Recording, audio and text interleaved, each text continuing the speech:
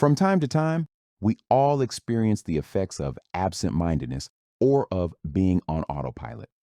What comes to mind for you when you hear the term automatic pilot?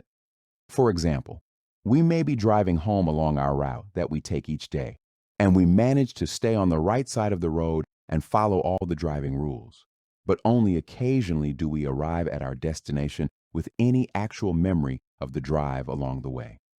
We drive along, and our mind wanders and skips along from memories to planning what to cook for dinner, to conversations had during the day and what we should have said.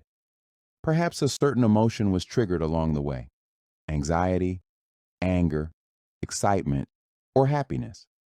Or we might have been distracted by feelings of discomfort in our bodies and been carried away by the negative emotions and thoughts that can go along with increased pain. When our mind wanders in this way, we may or may not be aware of where our attention goes exactly. We are on automatic pilot, and the process of traveling from one place to another gets lost in a sea of thoughts, body sensations, and emotions. And we are not just on autopilot when we are driving. For much of our lives, we often go through the motions without really being present, without really being in the moment.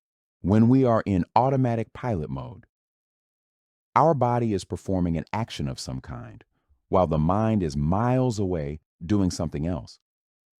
Our attention is carried away by sensations, emotions, thoughts, memories, or plans. The present moment fades into the background, and so we are only dimly aware of our thoughts, feelings, and sensations associated with what is happening around us. Because of this, we are much more likely to react reflexively. We tend to react reflexively and have a short fuse, which can look quite different for each of us, and each of us has our own particular triggers. Some of us may lash out, others may withdraw. When we near the end of our fuse, though, or even blow it, before we know it, we are overtaken with a cascade of thoughts and emotions that can trigger our own particular flavor of old habits or behaviors that are unhelpful and may cause those neurological gates we just discussed to open wide, leading to worsening pain and suffering. The good news is that each time we bring our mind back to the present moment and become aware of our thoughts, feelings, and body sensations, we give ourselves the possibility of responding with greater freedom and choice.